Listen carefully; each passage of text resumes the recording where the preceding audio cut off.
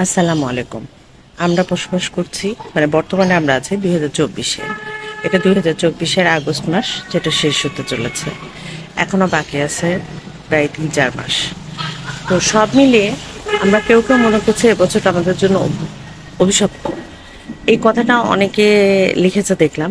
তো আমি আমার টাইম লাইনেও এটা নিয়ে পোস্ট দিয়েছি। আমার কাছে কেন যেন অভিশপ্ত শব্দটার মানে ঠিক মতো মানে গোচর হয়নি যে কেন তারা অভিশপ্ত বলছে।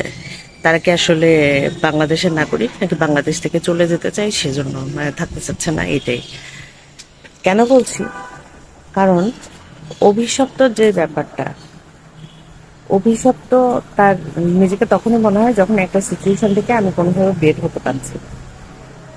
সে মানে সেটাকে পুরোপুরি আমার ভাগ্য নিয়ন্ত্রণ করছে এবং সেটা আমার মানে নিজের হাতে নেই, ওটার বাইরে। আমি চেষ্টা করেও জিনিসটাকে মানে আমি বারবার হেরে যাচ্ছি। তো আমরা স্কুল কলেজেও কিন্তু আমাদেরকে অধ্যবসায় রচনাটা অনেকবার পড়ানো হয়েছে। দেখা যাচ্ছে আমরা বলতে গেলে ক্লাস 3-4 থেকে ইন্টারমিডিয়েট পর্যন্ত অধ্যবসায়টা আমরা ইংলিশে এবং বাংলায় দুটোতেই, মানে দুটো ভাষাতেই পড়ে শিখেছি। কারণ আমাদেরকে এটা বারবার এই জন্য পড়ানো হয়েছে যে আমরা যেন হেরে যেতে না শিখি, বারবার উঠে দাঁড়াতে শিখি। এখন কথা হচ্ছে যে বাংলাদেশ এই মুহূর্তে যে পরিস্থিতির মধ্যে আছে, সেখান থেকে বাংলাদেশ বের হবে, কিন্তু সবকিছুর জন্য সময়, ধৈর্য সবকিছু দরকার। আর 2024-এর যে উপলব্ধি, সেটা অবশ্যই পজিটিভ, যেটা বিগত সময়েও আসেনি।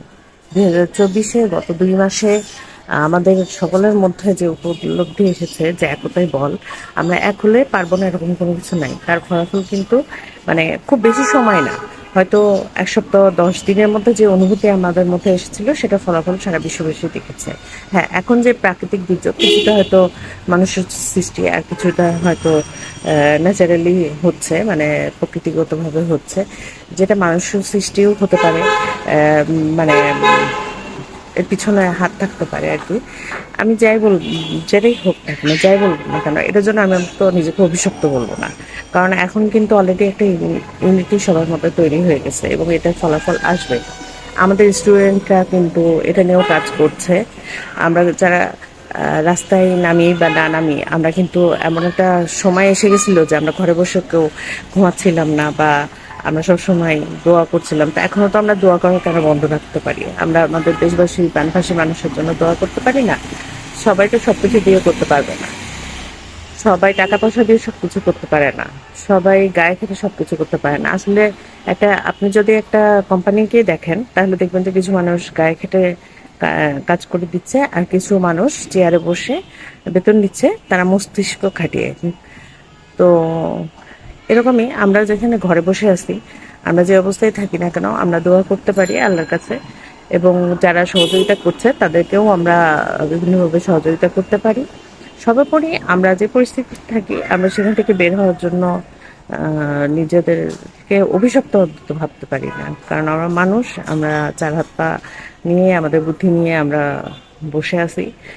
আমাদের জ্ঞান বুদ্ধিকে আমরা কাজে লাগাবো, যেভাবে হোক বিপদ থেকে মুক্ত হব। বিপদ একটার পরে একটা আসবেই, বিপদ আসে না এরকম কোনো কথা নেই। কারণ জীবনে রোগ বালাই থেকে শুরু করে প্রতি ক্ষেত্রে আমরা বিপদে, আমরা যখন রাস্তায় বেরোই তখন আমরা সম্পূর্ণ পরিপূর্ণভাবে তৈরি হয়ে বেরোই যে হ্যাঁ, সাইড থেকে রিক্সা এসেও পায়ের উপরে উঠাই দিতে পারে, ধাক্কা লাগতে পারে, তো আমরা একটু সাবধান হই।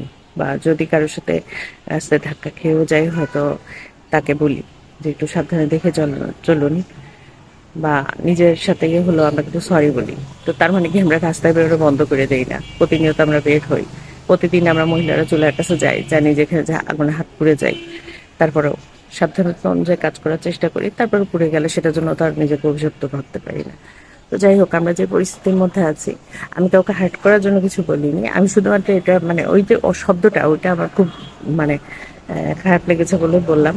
আমরা সবাই জানি আমরা এই পরিস্থিতি থেকে বের হব, এবং এক হয়ে আমাদের বের হয়ে আসতেই হবে। কারণ আমরা সবাই মানুষ, আমরা বাংলাদেশের মানুষ সর্বোপরি। বাংলাদেশের একজনের যদি কোনো কিছু হয় বৈশ্বিক বিশ্বের কাছে, সে বাংলাদেশি হিসেবেই পরিচিত হয়, বাংলাদেশি হিসেবেই সে পরিচিত থাকে, মানে তার পরিচয় প্রকাশ পায়। তো আমরা সবাই বাংলাদেশি, এটাই আমাদের মানে শত বড় পরিচয়। তার সাথে সবাই সবার পাশে দাঁড়ায়। ভালো থাকবেন। আসসালামু আলাইকুম।